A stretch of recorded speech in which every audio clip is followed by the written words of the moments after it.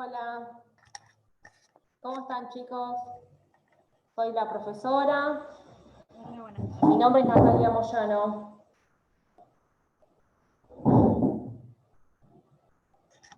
¿Me escuchan ahí? Sí, se escucha. Ay, yo no los escucho bien, a ver.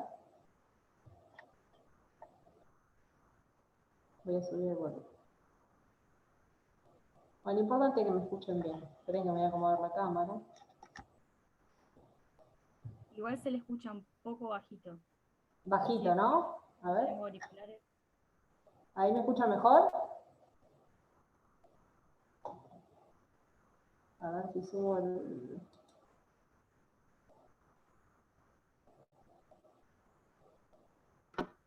Hola, profe, yo la escucho bien, no sé el resto. Bien, yo te estoy escuchando bien también. No sé el resto, ¿cómo? ¿Me escuchan? Sí, ¿Todos? sí. Bien. Voy a sacarme los auriculares por las dudas a ver si era esto. Bueno, somos poquitos, ¿no? En esta cursada. Bueno, voy a tomar lista. Es nuestro primer encuentro. Voy a tomar lista. Ya estamos en hora, ¿no? Sí, ya estamos en hora. Bien. Constanza. Bien, Constanza, si nos vamos haciendo. María Nazaret. No. Lidoni.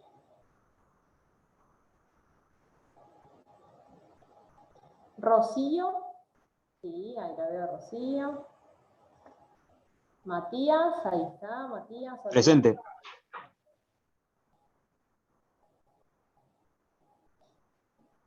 Nazaret, ahí la acabo de ver. Hola Nazaret, ahí te pongo presente. Pilar, no está con la cámara, pero estoy viendo que está conectada. Y Abril, no. Profe, no me nombró, ¿me puso o salteó? ¿Cómo? Que no me nombró, digo, ¿es porque me anotó No. o no tiene mi nombre? Te anoto, Dalma.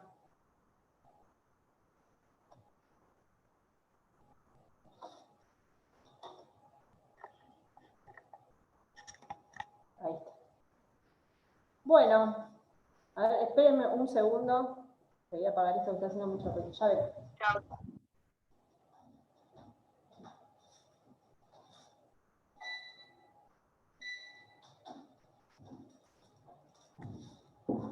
Bien, acá estoy. Hoy vamos a ver la bolilla 3. Voy a ver si puedo compartir pantalla porque hubo problemas, ¿no? Las clases anteriores que no podían compartir pantalla, me contaron mis compañeras. Bien, así que voy a tratar de no le dejan la administración a ustedes, en realidad. Sí. Dejan el Zoom abierto y no pasan el administración. A ver, vamos a ver si lo podemos lograr. No, lo volvió, se está inhabilitado. A ver. Pasa que no dejan el hospedador, no sé por qué lo configuraron así. No hay ningún hospedador. No. Bien. Bueno. Y no, la otra vez una de las profes nos lo mandó por el chat y de ahí nosotros lo abrimos cada uno. Profe, vaya, si hace clic en participantes, abajo dice hacerse cargo como anfitrión. A ver. Yo no lo hago porque si no quedo yo. En participantes. Sí, y abajo dice invitar y hacerse cargo. Pasa que tenés que tener una contraseña, me parece. No, es como que no hay ninguno es anfitrión. Porque lo puedo ver de acá. No sé. Bueno, voy a dar la clase igual. Y después vamos a ver cómo podemos hacerle llegar las filminas que preparé, ¿sí? ¿Les parece? Y después vamos a volver a reclamar Vamos a volver a reclamar esto a los fines de que puedan ustedes... A ver. Ustedes ahí sí, me siguen viendo, ¿no? Sí. Sí, profe. Perfecto. Bueno, como les anticipé, vamos a ver la bolilla 3, ¿sí? Hoy vamos a hablar de los órganos del concurso. Vamos a ver que hay órganos necesarios, el juez y el síndico, y órganos eventuales. Encontramos al comité de control, a los coadministradores, a los veedores, a los peritos, a los enajenadores, a los interventores, estimadores y notarios. La figura del juez. El juez es un funcionario público del Poder Judicial que ejerce actividad jurisdiccional. El juez debe desarrollarse de forma imparcial e independiente. El juez debe ser equidistante, debe ser imparcial y objetivo. No puede estar inclinado por unos sí y por otros no. Sin imparcialidad no hay justicia. Para ser juez se debe ser ciudadano argentino. Deberá tener residencia en el lugar donde ejerce sus funciones. Para ser juez se debe ser abogado, se requiere idoneidad en el cargo, ¿sí? Y además tenemos que saber que el cargo del juez es permanente, es inamovible, va a permanecer en sus funciones hasta que o se le declare mal desempeño o hasta su muerte o porque se acoja a los beneficios jubilatorios. El juez no podrá ser detenido o demorado en su libertad, ¿sí? Tampoco podrá ser imputado de delito alguno si no se produce el desafuero. La función de la judicatura es incompatible con el ejercicio de la profesión, con el ejercicio de la abogacía, y tampoco el juez va a poder ejercer alguna otra actividad lucrativa, ¿sí? No podrá ejercer el comercio, solo podrá ser juez. El juez, ¿sí?, deberá excusarse o se podrá plantear la recusación cuando se manifiesten incompatibilidades, ¿sí?, e inhabilidades que están taxativamente determinadas por ley. El juez podrá ser recusado, ¿sí? Y, como les dije, él podrá excusarse si se presentan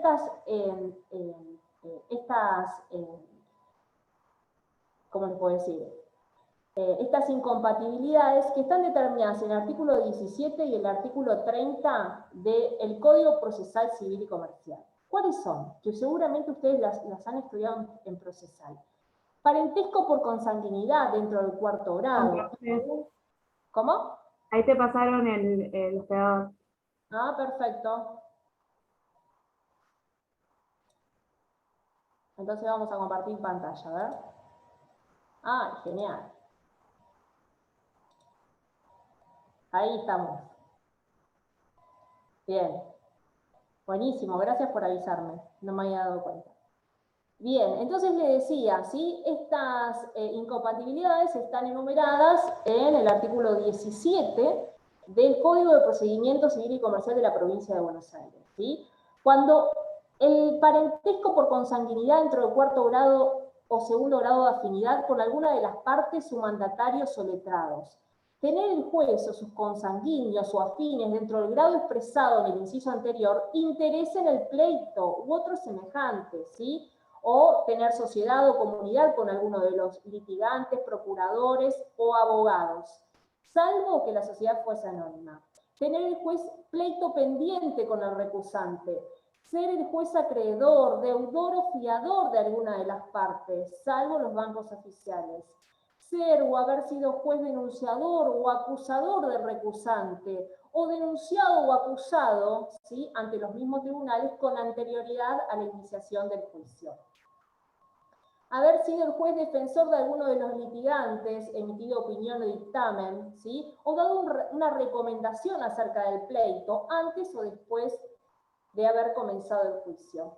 Haber recibido beneficios de importancia o haber tenido con alguno de los litigantes alguna amistad, ¿sí?, que se frecuente con familiaridad en el trato. Tener contra el recursante enemistad, odio, resentimiento, también el juez deberá excusarse de oficio o podrá ser recusado con expresión de causa conforme al artículo 17 del Código Procesal Civil y Comercial. Bien.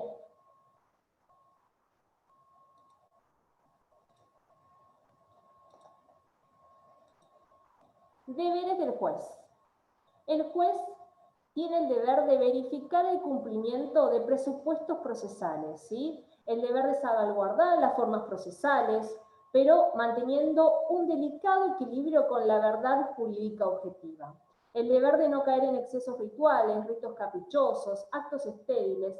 El deber de resolver las causas, de fundar sus resoluciones, de guardar coherencia con actos propios anteriores, de respetar la jerarquía de las normas vigentes, de vigilar las conductas de las partes en el proceso, punir la malicia o temeridad, el deber de evitar la vulneración del principio general de buena fe, y el deber de evitar que el proceso se convierta en un juego de ficciones librado a la habilidad ocasional de los litigantes, ¿sí? Estos deberes han sido, es una fuente obtenida por un artículo que ha publicado el doctor Marcelo López Mesa, ¿sí? Bien, vimos las incompatibilidades, vimos los deberes. Ahora vamos a ver que tiene facultades procesales, ¿sí? El juez es el director del proceso conforme al 274 de la Ley de Concursos y Quiebras. Y dentro de estas facultades procesales podemos nombrar que tiene facultades ordenatorias, ¿sí? Se desarrollan con este deber de dirección del proceso que tienen los jueces y son para la eficacia del proceso. Por ejemplo, medidas mejor proveer, evitar paralizaciones, librar oficios, habilitar días y horas, ordenar suspensiones. Dentro de las facultades culminatorias vamos a encontrar todo aquello relacionado con la ejecución de una condena, ¿sí? El juez es la autoridad judicial y tiene la potestad de mandar a llevar adelante la condena impuesta, ¿sí? En sentencia. Y también podrá pedir el auxilio de la fuerza pública cuando lo crea necesario. Y tiene también el juez facultades sancionatorias. Tiene en este deber de dirección del proceso del 274, puede aplicar sanciones para mantener el orden y el decoro y la buena fe procesal, ¿sí? La sanción podrá imponerse cuando se afecta la moral de los participantes por deslealtad o afecta la moral de los participantes del proceso por un exceso de lenguaje, ya sea en forma escrita u oral. Esta información la extraí de un libro de Derecho Procesal Concursal de Gracia Ávila, ¿sí? Un autor muy conocido en Derecho Concursal. Bien. Hablamos de las funciones, hablemos de las responsabilidades, ¿sí? Los jueces se encuentran sometidos a una responsabilidad administrativo, disciplinaria, política, institucional, penal y civil. La responsabilidad disciplinaria está relacionada con el buen desempeño de sus funciones. Cuando éste es alterado, el juez va a ser sometido a sumario administrativo, el cual va a imponerse una sanción disciplinaria. En cuanto a la responsabilidad política, podemos decir que se presenta cuando se afecta la institucionalidad del Poder Judicial, ¿sí? Esto va a ser considerado una falta grave y esta responsabilidad va a poder llevarlo al desafuero, ¿sí? A la destitución de su cargo. Cuando un juez cometa delitos tipificados por la ley penal, tendrá responsabilidad penal, estén o no relacionados con su cargo, ¿sí? Pero, como les dije, tiene que primero producirse un desafuero para que pueda ser detenido o demorado. Bien. Acá vimos todas lo que tiene que ver con el juez. Vimos las funciones, vimos los deberes, vimos las incompatibilidades. Ahora vamos a ver lo que es la sindicatura, ¿sí? Lo que, según Cámara, es la pieza maestra del concurso, ¿sí? Y vamos a comenzar diciendo que el síndico, la función del síndico es indelegable conforme al 252 de la ley 24.522. Pero esta indelegabilidad no importa que el síndico no pueda valerse de asesoramiento letrado, conforme al 257 de la ley 24.522, o pedir autorización para tener empleados, conforme al 263. Tenemos que saber que el síndico puede ser denunciado por mal desempeño, tanto por los acreedores o por el propio fallido, ¿sí? Conforme al 252 infinito. La intervención del síndico tenemos que saber que es necesaria para el concurso preventivo y para la quiebra, pero no para el acuerdo preventivo extrajudicial. ¿Por qué? Porque no hay sindicatura en el acuerdo preventivo extrajudicial. No sé si ya lo vieron, APE.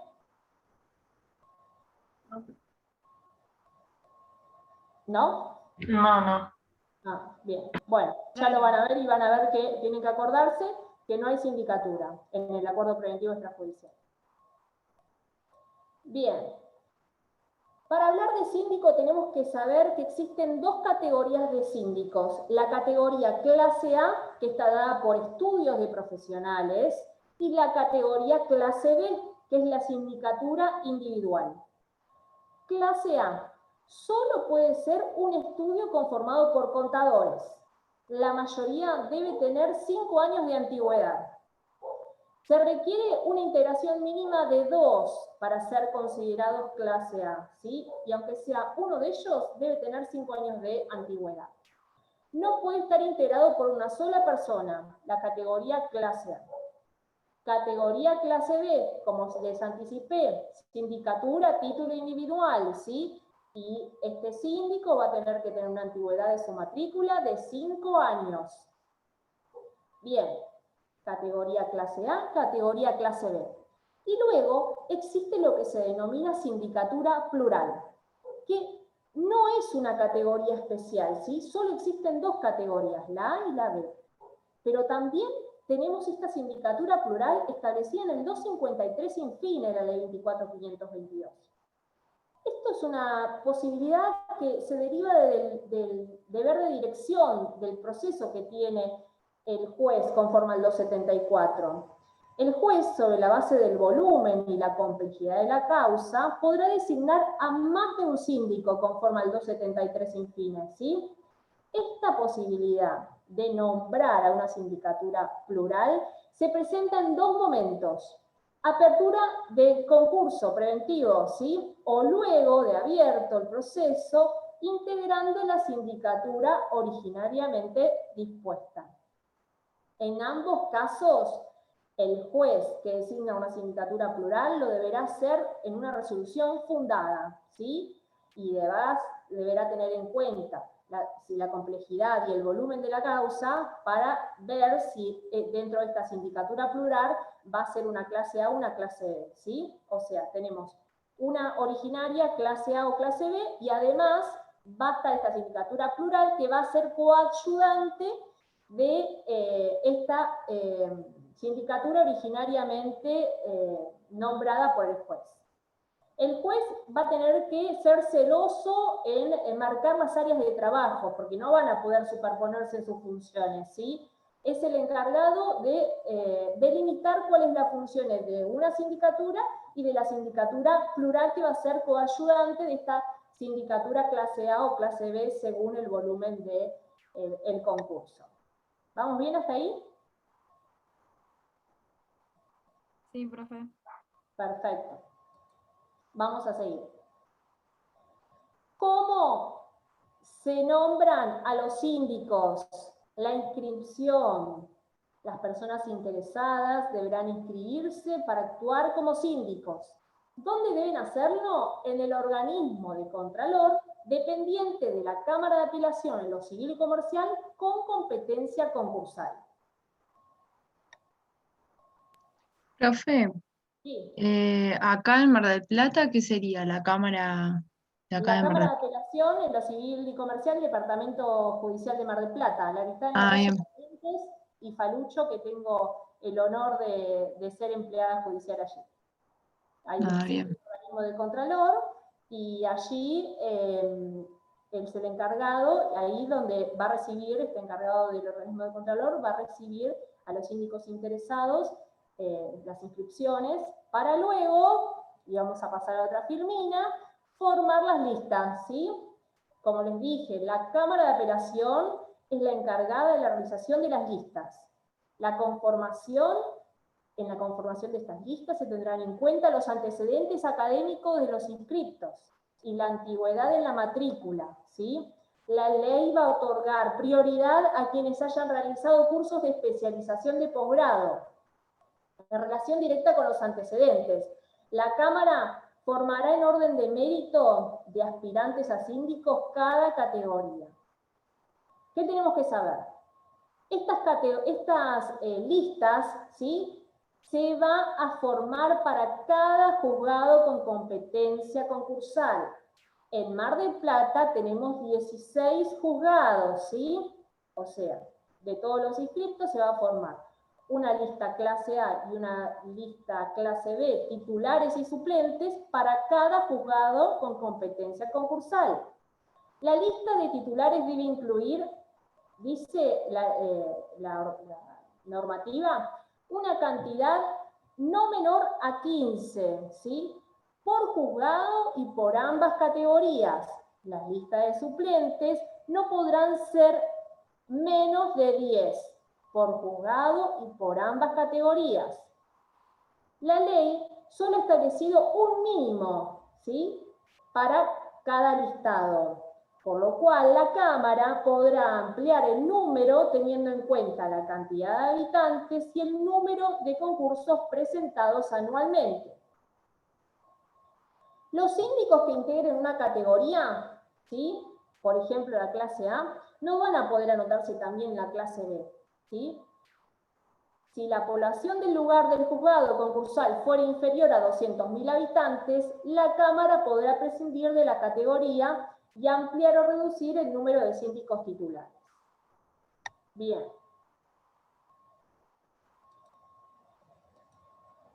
¿Cómo es el sorteo de la sindicatura? ¿Sí?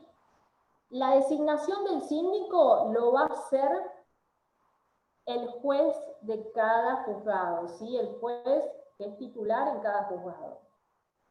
Acuérdense que la Cámara lo que hace es formar estas listas y se las envía a cada juzgado del departamento, por ejemplo, judicial de Mar del Plata, que son 16. Bien, el sorteo entonces lo va a hacer el juez y va a prever la fijación de una audiencia para el sorteo de la sindicatura, ¿sí?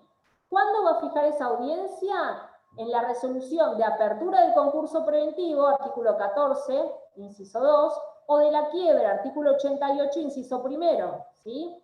Además, deberá clasificar el proceso según su complejidad, magnitud, y especificar si su elección será de una categoría A o B. Concurso grande es la clase A, concurso pequeño, clase B. El sorteo es público, es precedido por el juez. Se hace con quienes integran esta lista que le dio el organismo de contralor de la Cámara de Apelaciones, ¿sí? Una vez sorteado este síndico, no podrá ser nuevamente sorteado hasta tanto no se haya agotado la lista. Un ítem a tener en cuenta: el síndico suplente solo puede ser designado cuando algún titular cesa en sus funciones, ya sea por remoción, por renuncia o por suspensión. El suplente que se designe va a reemplazar al titular en todos los procesos en que aquel haya sido designado, ¿sí? Si lo removieron, no es que solamente en el expediente tal lo va a suplantar el suplente, valga la redundancia, sino que lo va a suplantar en todos los expedientes donde intervenga este síndico que ha sido removido, ¿sí? Bien. Continuemos. Cuando hay una designación de sindicatura en caso de frustración del concurso preventivo, se da una contradicción, enseña Yoyenbaz. ¿Qué dice? El artículo 253, inciso 7, ¿sí?, establece que cuando se decrete la quiebra como consecuencia del incumplimiento del acuerdo preventivo en caso de quiebra indirecta, ¿sí? No puede intervenir el mismo síndico. Pero el artículo 64 de la ley 24.522, cuando se refiere a la quiebra directa pendiente de cumplimiento del acuerdo, dice que va a intervenir el mismo síndico, ¿sí? Acá hay una contradicción. Yuyen Vázquez dice, debe prevalecer el artículo 64 por encima del 253, inciso 7. ¿Por qué? Porque se trata de un mismo proceso. Porque hay una unicidad del proceso concursal. Y porque debe privilegiarse la economía procesal conforme al 278 de la ley 24.522. Bien. Cuando hablamos de indelegabilidad de las funciones, tenemos que saber que el síndico tiene una función de forma directa. Tiene que actuar él, ¿sí? Salvo cuando tiene que actuar en extraña jurisdicción. En ese caso, el legislador ha previsto que en caso de que no existan fondos para el traslado, la estadía del síndico, podrá enviarse una rogatoria al fiscal de cámaras, ¿sí?, de la jurisdicción. ¿Para qué? Para que actúe en nombre de la sindicatura. Y hay otra excepción. No hay fiscal de cámaras, por ejemplo, en esa jurisdicción, podrá actuar por intermedio de apoderado la sindicatura, ¿sí? Y en este caso, los gastos van a estar a cargo del concurso. ¿Vamos bien? Sí, vamos bien. A ver, porque no los veo. Me dijeron que vamos bien porque no los escuché. Sí. Perfecto. Bueno, sigamos. Recuerden entonces, ¿sí? Indelegabilidad de las funciones, salvo dos excepciones. Irrenunciabilidad, artículo 255, principio general. Solamente puede renunciar el síndico cuando demuestre una causa grave para continuar ejerciendo sus funciones. La renuncia la va a tener que presentar ante el juez del concurso, juez de primera instancia. ¿Qué hace el juez de concurso? No va a decidir. Lo que va a hacer es elevar esta petición de renuncia a la Cámara de Apelación en lo Civil y Comercial. La Cámara va a resolver. Y en la toma de su decisión tiene que tener un criterio restrictivo, ¿sí? Tenemos que saber que mientras que la Cámara de Apelación no resuelva acerca de esta renuncia, el síndico va a permanecer en su cargo. De ser admitida la renuncia, va a importar la exclusión de la lista de sorteo y de todos los concursos o quiebras que intervenga este síndico. Bien. Ahora pasemos a la remoción, ¿sí? Ahora le hago una consulta. Sí. Usted decía que si eran por causas graves que motivaban que no pudiera continuar en su función. Pero, ¿por qué sería sacado de la lista si por ahí es una causa grave que puede ser momentánea, digamos? Porque en este caso, si es momentánea, suponete que tiene alguna enfermedad, tiene que pedir licencia, ¿sí? No tiene que renunciar. Tiene que pedir licencia y ahora vamos a ver cómo es el mecanismo de la licencia. Pero no renunciar, porque su cargo es irrenunciable. Y si renuncia, tiene que saber que va a importar eso, ¿sí? Va a importar que lo saquen de todos los expedientes donde participa y de la lista de sorteo. Bien, gracias. Bien. Remoción, artículo 255. El síndico puede ser removido por mal desempeño, negligencia o causa grave. La remoción puede ser desde un apercibimiento, remoción o multa. El juez la puede pedir oficiosamente, la remoción, o puede pedirle un acreedor o un deudor. El juez de primera instancia, en caso de remoción, va a decidir, ¿sí? Va a resolver el pedido de remoción. Y si no, si él oficiosamente es quien lo dispone, por resolución fundada, va a remover este síndico, ¿sí? Y el juez, cuando toma su decisión, va a tener en cuenta cómo desarrolla su tarea en todos los concursos y quiebras que intervienen, ¿sí? Pero ojo, porque ello no significa que aunque tenga buena conducta en todos los demás expedientes, si ha cometido una falta extremadamente grave, no se lo remueva al síndico, ¿sí? La decisión que tome el juez de primera instancia es susceptible de apelación.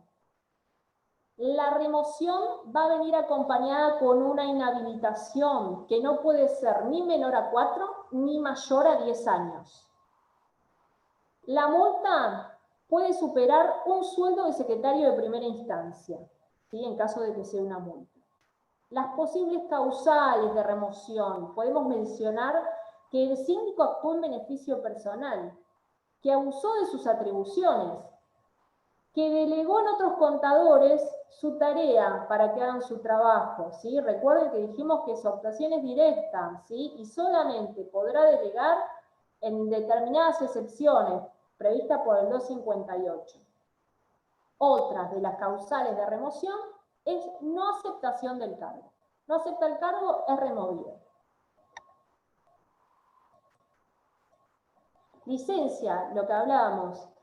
El síndico debe demostrar que se encuentra imposibilitado para ejercer temporariamente sus funciones, por ejemplo, porque está enfermo. Y en este caso va a ser suplantado por un síndico suplente. No puede pedirse licencia más de 2 meses corridos por año. La denegatoria de la licencia es apelable. Quien va a entender en esta denegatoria va a ser la Cámara de Apelación en lo civil y comercial. Funciones del síndico. El artículo 254 establece que el juez va a tener funciones que determine la presente ley, en el trámite del concurso preventivo hasta su finalización y en todo proceso de quiebra, incluso en su liquidación. Vamos a dividir las funciones de la sindicatura en funciones procesales, funciones administrativas y funciones dictaminantes. Funciones procesales, ¿sí? Artículo 33.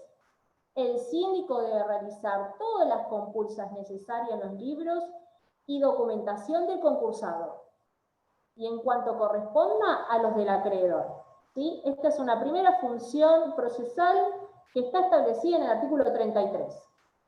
Y luego, como funciones procesales, encontramos en el artículo 275, el inciso primero, librar oficios y cédulas, es una función procesal de la sindicatura.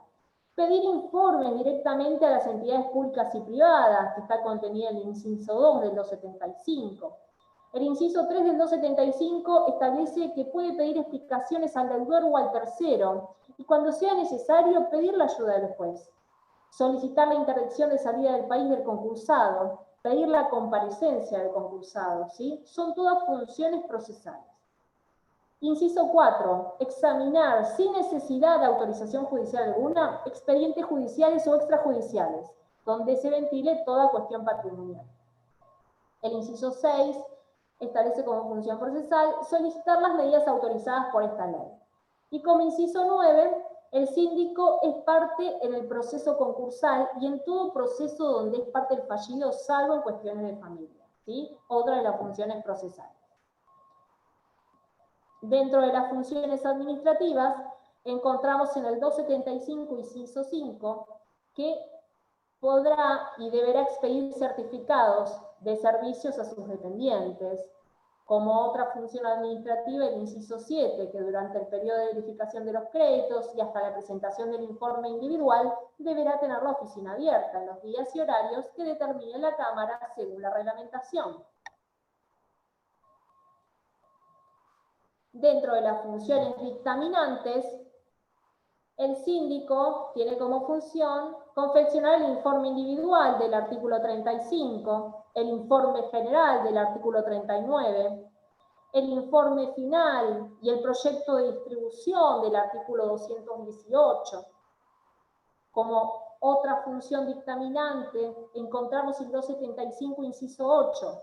El síndico debe dar recibo de todos los escritos que se le presenten, a los cuales deberá poner fecha y hora. Si él no está, deberá poner el autorizado solo sello de recepción. Otra de las funciones está determinada por el 14, inciso 11, que requiere que el síndico presente un informe respecto del pasivo laboral y un dictamen previa auditoría contable sobre la existencia de otro pasivo laboral que puede ser objeto de pronto pago. Otras de las funciones dictaminantes las encontramos en el 14, inciso 2, que dispone que el funcionario deberá emitir un informe mensual sobre la evolución de la empresa, que existen fondos líquidos disponibles, siempre en cumplimiento de normas legales y fiscales.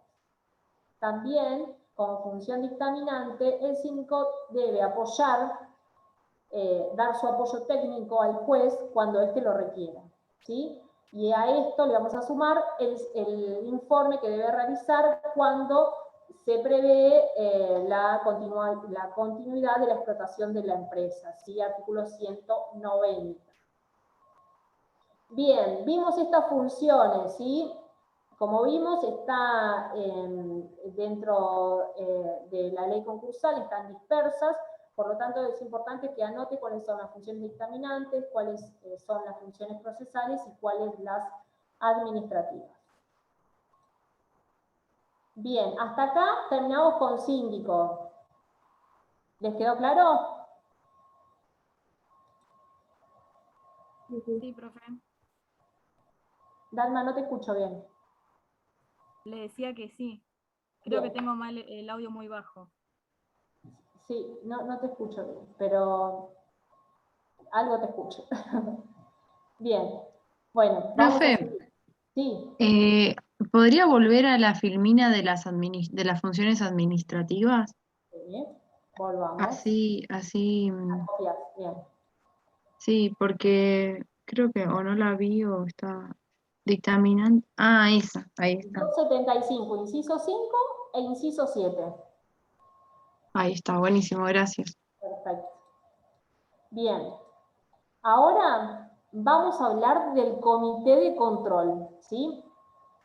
El comité de control es un sistema de vigilancia y de control de deudor en el concurso, del concurso y del síndico en la quiebra. El artículo 260 de la ley 24.522 es un verdadero sistema estatutario del comité de control. El 260 establece que en el concurso preventivo existen dos tipos de comité, uno provisorio y uno definitivo, ¿sí?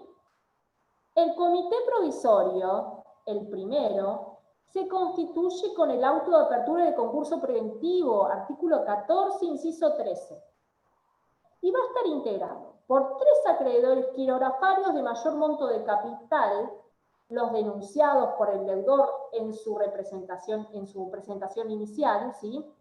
Bien, vuelvo. 3 acreedores quirografarios de mayor monto de capital. ¿Cuáles van a ser? Los que haya denunciado el deudor, ¿sí? En su presentación inicial, en su libro inicial. Más un representante de los trabajadores elegido por los propios trabajadores. Este va a ser nuestro primer comité provisorio. Este primer comité provisorio ejerce su función hasta que es sustituido por otro comité provisorio, ¿sí? Que se va a dar con la resolución de categorización del artículo 42. En esta oportunidad va a estar integrado por los acreedores de mayor monto de capital de cada una de las categorías que haya formado el deudor, más 2 representantes de los trabajadores elegidos por los propios trabajadores. Este número va a poder ser disminuido en caso de que la nómina de los trabajadores así lo justifique, ¿sí? La función primordial es la del cumplimiento del acuerdo. Una vez que se conforma este segundo comité provisorio, los anteriores integrantes van a cesar en sus funciones. Bien. ¿Cuál es la finalidad de que haya primero un comité provisorio y luego otro comité provisorio? así lo ha establecido el legislador, ¿sí? Yo creo que es a los fines de un mejor control, ¿sí? Que no perduren en su cargo los integrantes, sino que los primeros son los elegidos, los que ha presentado todos los acreedores, y los segundos son los elegidos por las categorías, según las categorías que haya formado, ¿sí? Para que haya una mayor equidad, una mayor igualdad. Bien, y el comité definitivo, porque en el concurso, ¿qué dijimos? Comité provisorio y comité definitivo. El comité definitivo comienza su función a partir del acuerdo homologado. Su principal función es la de cumplimiento del acuerdo homologado, ¿sí? El concursado, al efectuar la propuesta, debe conformar a este comité definitivo, que va a estar integrado por lo menos por 3. El artículo dice que van a ser elegidos por los acreedores de mayor monto de capital. Funciones, la de informar. Atribuciones, requerir información al síndico, al concursado, solicitar medidas de conservación de patrimonio del concursado, pedir la exhibición de libros contables y legales, pedir audiencia ante el juez cuando lo requieran, cuando lo crean necesario, ¿sí? Y cualquier otra medida. El comité definitivo debe informar con la periodicidad que se pacte en el acuerdo, ¿sí? Pero no va a poder ser superior a 4 meses. ¿Sí? 4 meses para abajo tiene que informar el comité de control. Y en la quiebra, el comité va a ser único, ¿sí? La excepción se da cuando el concurso deviene en quiebra por fracaso del acuerdo homologado, pues continuará en sus funciones el comité definitivo. Si no, el comité en la quiebra es diferente y es único, ¿sí? Mínimo 3 integrantes. Se mantiene igual número que en el definitivo, ¿sí? Más 2 representantes de los trabajadores. Atribuciones de este comité en la quiebra es solicitar a quien sea designado como enajenador las medidas que crea conveniente para la mejor realización del bien, ¿sí? Debe fundar su propuesta y puede pedir audiencias ante el juez también. Sabido que el cumplimiento del acuerdo, el concursado está inhibido, ¿sí? Por ello, cualquier acto que requiera, por ejemplo, el levantamiento de una inhibición, deberá previamente correrse vista al comité de control, ¿sí? A este domicilio constituido deberá correrse vista para que pueda contestar el traslado, si está de acuerdo o no, con el levantamiento de la inhibición, por ejemplo. Y en la quiebra el comité deberá informar mensualmente, ¿sí? En el comité definitivo, no más de 4 meses tienen que pasar para que pueda informar, acá mensualmente, ¿sí? En la quiebra. Bien. Remoción. Los integrantes del comité de control pueden ser removidos en igual procedimiento que para los síndicos. Las causas son las mismas: negligencia, falta grave o mal desempeño. ¿A quién le va a competir la decisión de la remoción de los integrantes del comité de control? Al juez de primera instancia. La revisión le compete a la Cámara de Apelación en lo Civil y Comercial con competencia concursal. Ejecutoriada o consentida la decisión, el integrante es removido. ¿Qué va a hacer? Va a cesar en sus funciones. Y cuando se regulen horarios, va a ver que sus honorarios han sido reducidos.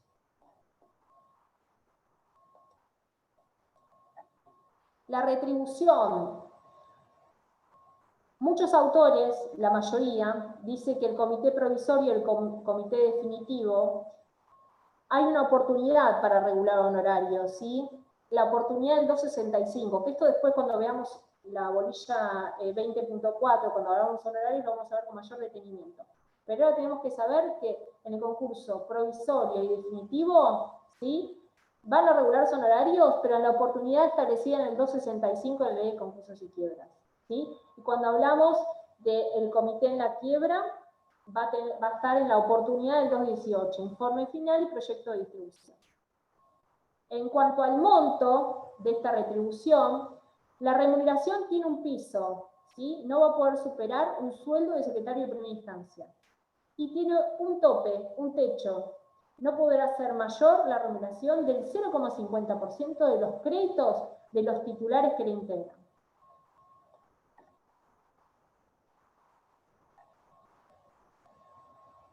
¿Pueden contratar asesores este comité de control? El penúltimo párrafo del 260 establece que el comité está facultado para contratar asesores.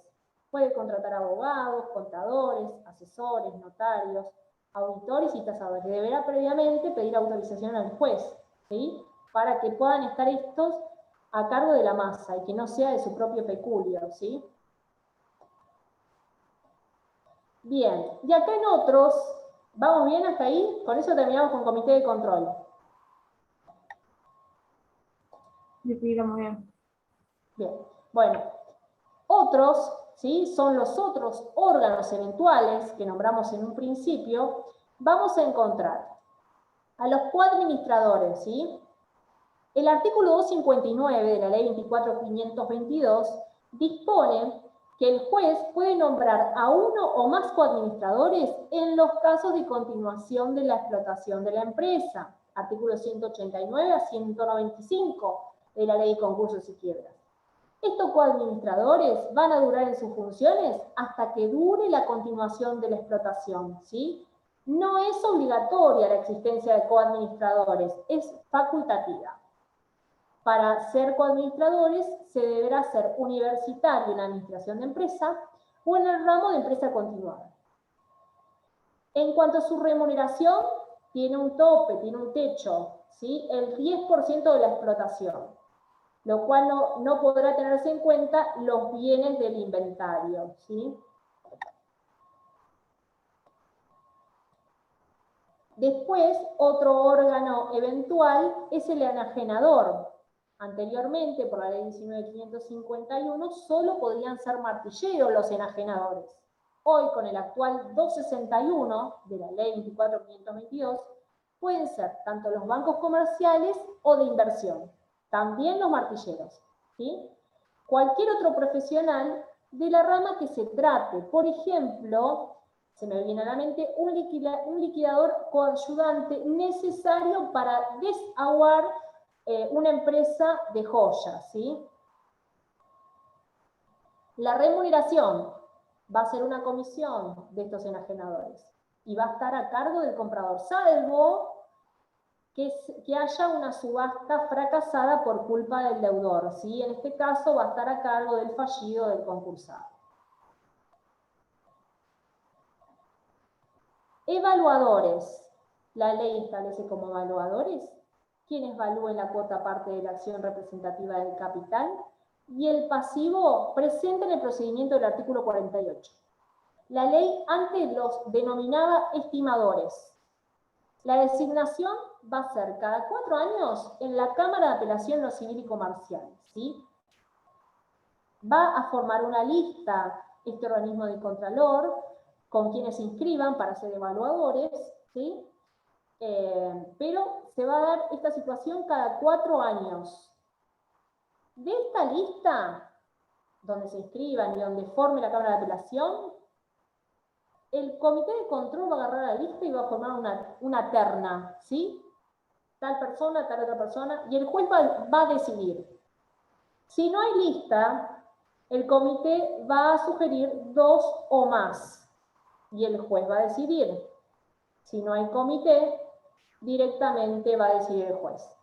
Para su retribución se ponderará su trabajo, se va a justipreciar la tarea desarrollada, pero nunca se va a tener en cuenta la cosa valuada.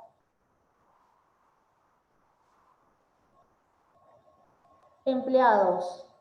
Como les dije, la función de la sindicatura es directa, ¿sí? Pero puede contratar empleados. Va a tener que pedir la autorización del juez, porque si no lo va a tener que pagar de su propio bolsillo.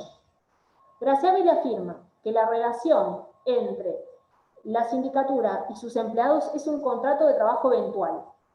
La remuneración va a ser única y definitiva, salvo que haya un pago a cuenta en determinadas circunstancias, que sean contratos con retribuciones periódicas, con pagos mensuales, que se den en la continuación de la explotación de la empresa respecto del síndico y los coadministradores, ¿sí? Si el síndico recibe en la continuación de la explotación de la empresa una retribución periódica y mensual, ¿sí? En ese caso, a los empleados le va a pagar de la misma manera, ¿sí? Pero debe pedir autorización porque si no va a tener que pagarlo él de su propio bolsillo. Veedores o interventores. El deudor en el concurso preventivo tiene un desapoderamiento atenuado, ¿sí? Que esto ya lo han visto seguramente. En caso de que el concursado oculte información, oculte bienes, el juez, por resolución fundada, puede desplazarlo de su administrador, de su administración, ¿sí? Puede nombrar en su lugar a un veedor o un interventor. Esto va a depender de la sanción que se aplique, ¿sí?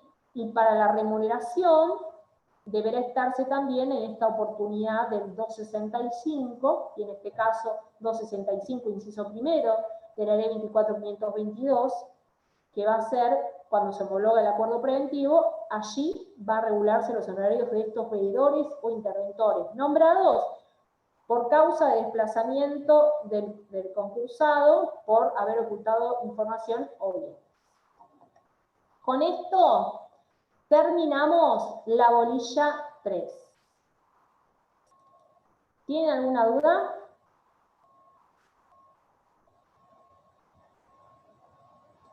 A ver si puedo...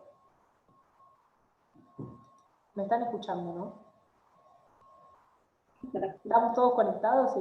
Sí, profe. Bien. Yo le iba a preguntar si puede poner las diapositivas de la 1 a la 4, que fueron las que no pudimos ver al principio. Ah, bueno. Volvamos. Cuando hablamos del juez, bueno, que tenemos que saber que existen órganos necesarios, que es el juez y la sindicatura, y órganos eventuales. Comité de control, coadministradores, interventores. Después, cuando hablamos de la figura del juez, tenemos que saber que es un funcionario público, que su función es imparcial, debe ser equidistante con las partes, debe ser objetivo, si no, no va a haber justicia. El juez debe ser ciudadano argentino, deberá ser abogado, ¿sí? Debe ser, y tener idoneidad en su cargo para ser juez. Su actuación es permanente, ¿sí? Solamente podrá ser removido por mal desempeño, o va a cesar en sus funciones cuando se produzca la muerte o se acoja al beneficio de jubilatorio. También dijimos que no puede ser detenido o demorado si no se aplica el desafuero. Y la función de la judicatura es incompatible con el ejercicio de la abogacía y tampoco podrá tener un comercio, ¿sí? O tampoco podrá ocupar un cargo en el Estado, otro cargo en el Estado, ¿sí? Solo juez. Ahí, ¿está bien, Abril? ¿Estas las que te faltaban? Y la 4, profe, por favor. La 4, las de incompatibilidades. Ah, sí, no, esa la vimos. Listo, perfecto, Bien. gracias. Acuérdense, artículo 17 y artículo 30, si el juez se excusa de oficio, puede ser recusado con expresión de causa conforme a las causales estipuladas en el artículo 17. Bueno, chicos, con esto terminamos la clase de hoy, ¿sí? Hoy teníamos que ver la bolilla 3.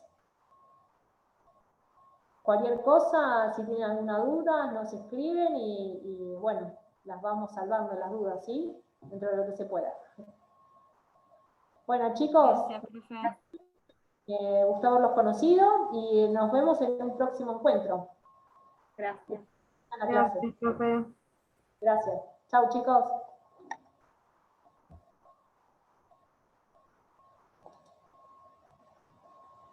Ya salgo, ¿eh?